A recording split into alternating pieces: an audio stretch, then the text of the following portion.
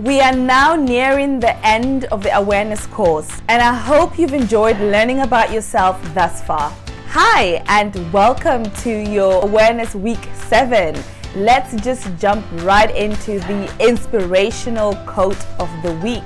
As you know, this is a quote that is to propel you into the coming week and throughout the course.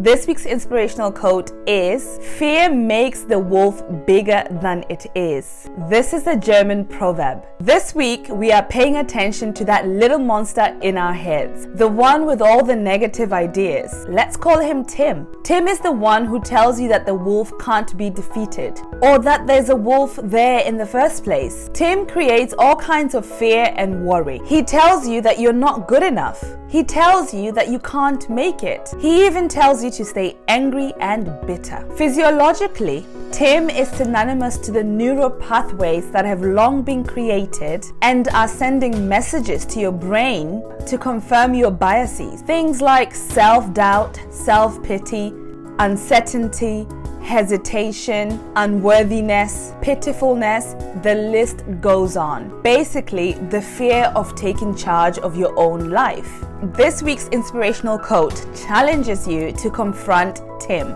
to realize that you are not the things that Tim says you are. You are the awareness witnessing Tim. So ask yourself this question at the end of each day. How did I shrink Tim today?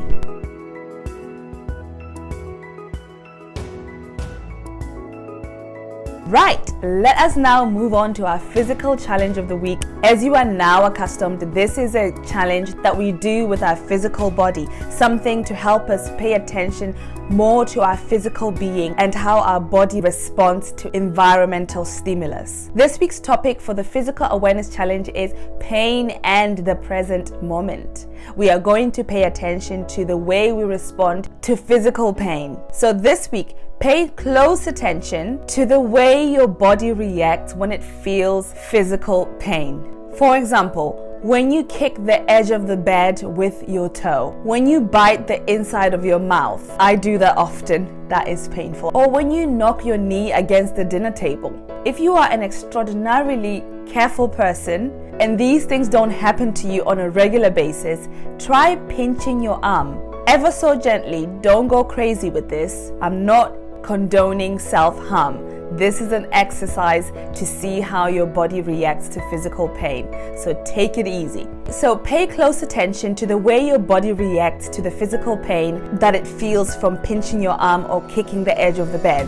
Firstly, pay attention to the physical sensations that are present in your body, such as sweat, breathing, and any movement of the body. The idea here is to bring your attention to the present moment.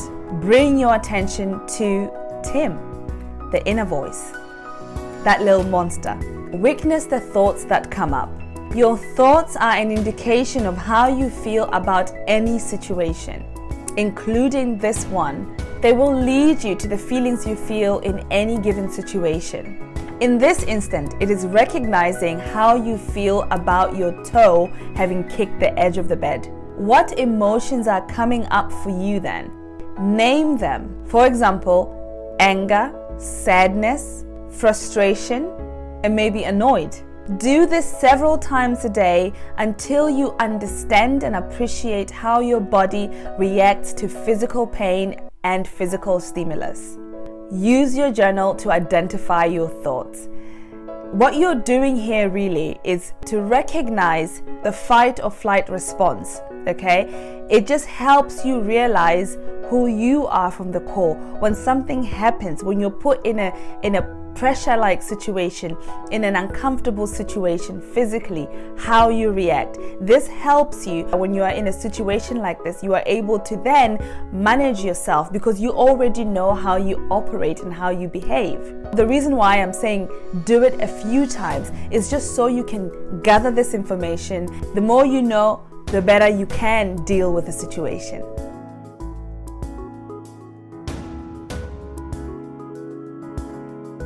Right, let us now move on to our emotional challenge of the week. This is a challenge that's all about paying attention to our emotional well-being, how we behave emotionally when we are in different situations.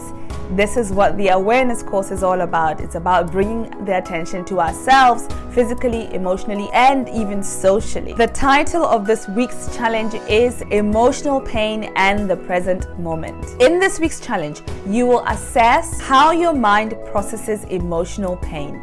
This challenge is exactly the same as the physical challenge for this week. The only difference here is that you're paying attention to the emotions and feelings that come up when you are presented with an emotional situation. For instance, a heated argument with someone, a stressful moment, perhaps an interview, a lost financial deal, a life-changing speech or essay or thesis. The examples are endless. You can come up with your own examples. The next step is to contemplate how your mind processes emotional pain and stress. Without judgment, ask yourself why you feel the way you feel.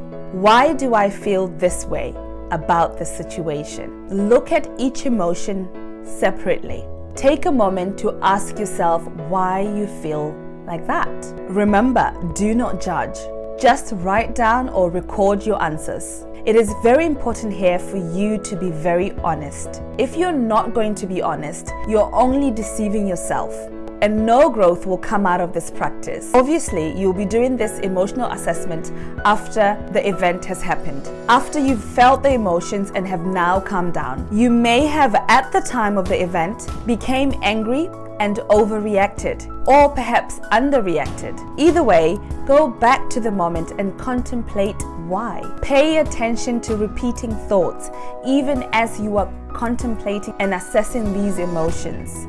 Thoughts will creep in, ideas and thoughts, and Tim will come up and start saying things to you. So pay attention to that Tim. Recognize which one is you actually thinking, or Tim creeping up from the back, trying to tell you things. Keep practicing this emotional self-assessment and appreciate how you are being during these uncomfortable circumstances. Eventually, you will be able to contemplate and assess these emotions during the event, and you'll be able to adjust yourself accordingly. So keep practicing. That competence only comes after a lot of practice, because naturally what happens is when you are in the heat of the moment, for a lot of people it's hard for them to look at themselves critically and work on themselves right away. Sometimes you have to ride the wave and then deal with it after. However, what I'm teaching you here is to be able to catch yourself in the heat of the moment so that you can bring down the emotions, so that you can think and respond in the best way possible. The thing here is that unless you know why you are feeling and thinking the way you do, you have no way of changing it. So developing self-awareness is your strength and inner power.